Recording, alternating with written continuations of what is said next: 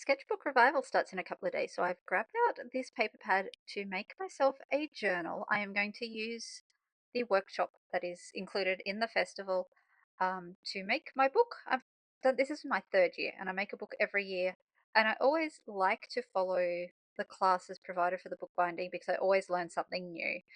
I'm using this A3 pad I picked up from the cheap shop a million years ago. I use it for the kids for school. It's just watercolor paper in an A3 pad. I am down to the last few sheets, but it should be enough to make this book. The book in the class is like 84 pages or something, and I know my podcast partner who ropes me into this every year, she makes them big because she'll do like a page following the class and then a practice page. But I know me, and I know that I won't do that. And I also know there's probably going to be classes I won't do, so I'm just going to make my book based on what I have. So I've got 3 A4 sheets, which I can then trim down to 6 A4 pages, which I'll then fold in half to make an A5 book, which will give me 24 pages. And I think there's like 32 classes. So there's not quite enough. I was hoping for probably one more sheet, but I didn't have one more sheet, so I'm just going to go with that. And then that gives me an excuse to skip the classes that don't really resonate with me. So I'm binding this. I have just off the screen, I have my laptop playing. This style is called Australian Piano Hinge, I think it was called. And I've never done a book like this before, so I'm really excited to be diving in and trying something new.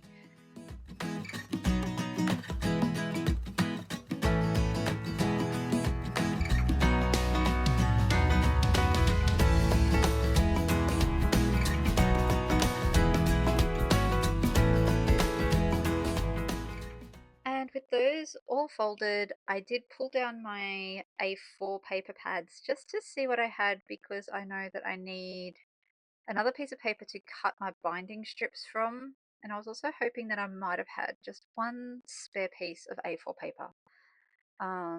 So just fiddled through that pile, working out what I've got in the way of scraps and what I've got on hand that would be suitable for the binding straps that needed to be a specific weight. And so in the end, I ended up finding this spare piece of A4 paper, and I contemplated using my mixed media paper, but I had that. It's there, it's already out. I'm not entirely sure what paper it is. I think it's watercolor, but it may be mixed media. So this would be the perfect way for it to be used without it going to waste. So I'm just going to slice that up really quickly. I use a Fiskars rotary cutter, so it's nice and heavy duty so I can cut lots of things all at once. I bought this a few months back with my birthday money to replace my Cricut cutter, but I'm not 100% sold on it, I will confess. I feel like I probably also need just a regular paper cutter, more along the lines of the Cricut one with a blade in it rather than the rotary cutter. So I'll quickly slice those up. And then for the binding strip, I have this craft paper because there was nothing really decorative that was tickling my funny bone. So I thought this will be good. It's heavy enough to work for what I need this binding to be. And I did kind of think about maybe, getting my gel press out and printing it. But in the end, I just want to get this book done because I know if I muck around printing binding strips, I will not do it. And this is also A3, which meant it was the perfect size for what I needed for this particular book style, which worked out well. I didn't have to end up gluing anything together. And with everything cut, it was time to tidy and organize my desk because I have stuff everywhere. Oh my goodness, there's just piles and piles of stuff. So if I just tidy it up just a little bit, I'll feel a lot more under control and ready to get stuck into the binding side of things.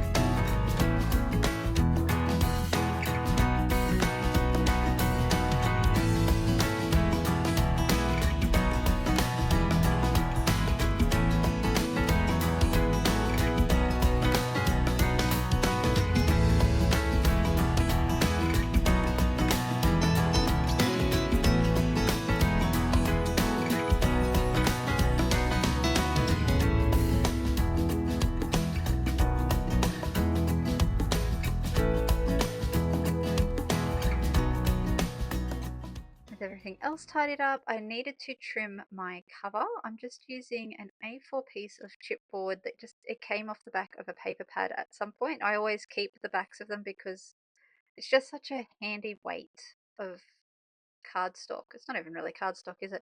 It's just such a handy product to have on hand for bookbinding and stuff like that. So I just grabbed an A4 one and using my big heavy duty cutter, cut it down to A5, which is the size I was aiming for with my journal. So it worked out perfectly. And just double checking because it just didn't look quite right when I was lining it up. So I just used my folded pages just to make sure I was getting it the right size. And then the last thing I needed to gather before I could start binding was my end papers. So I grabbed down my patterned paper pack and started flicking through. I was hoping to find something in my paper pads that I've got because they're just about the right size. So I had a bit of a flick through those. I love these 6x8 pads. They're so handy, especially now I'm doing project life. They're just the right size. I really quite like those stars. The question is, do I have two of them? Quick flick through. There it is, I think. Keep seeing what else is in this pad. This is one of my favorites at the minute, but it's also one that I don't use a lot of because it's a travel style one. There's cute hearts there as well. Decisions, decisions. That heart is cute, but it's got a little bit cut out of it, so that's not going to work. So maybe we go with the stars. I think I've got two stars. Let's have a quick look in this last pad as well, in case there's something I prefer in there that I've got two of that I can use. No. What else have I got in here? Just quickly flick through here. I did cull most of my 12 by 12 pages and I've only kept my very favorites. So that's the tricky bit about using something from this collection as an end paper. I know that it won't be available for other projects and I tend to get hung up on the what ifs. What if I want it for another project and I've used it? What if I waste it? And it's a bit of a creative block of mine that I get hung up on. I need to work on it because the only wasted supply is one that doesn't get used. But I think I am going to go with these stars because I do have two of them, both untouched, and it's in a paper pad that I don't use a super lot. So I think I can go with that. And it's cute, it's colourful, it's simple but fun. And so it'll be perfect for the end papers of this journal. And now the fun part of tidying it all up again.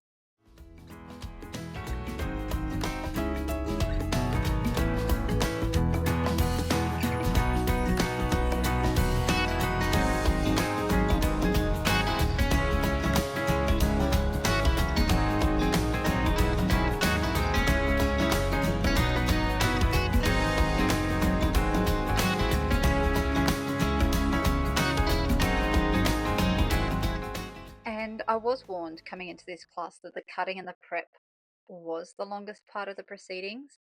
And that's pretty accurate because once I got to the actual folding and binding section and worked out how the folding and binding worked, it came together really quickly. So I am just going to chuck my class on, get busy folding, trim my strips to the right length before I fold because it's kind of like you fold to half, fold to half.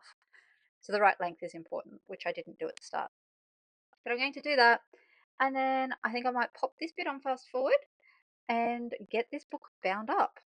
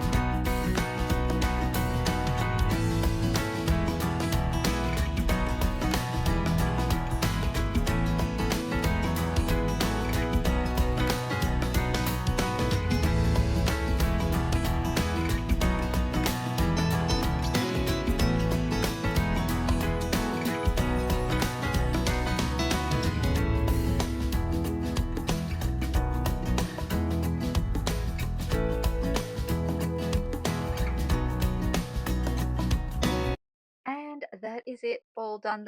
That binding looks so cute. I'm really happy with that. And yeah, I'm so excited to get stuck into this journal. I do need to decorate the front of it. Couldn't decide what I wanted to do, and it was more important to get it done. I can come back to that. Thanks for joining me today. I'll be back tomorrow with another video.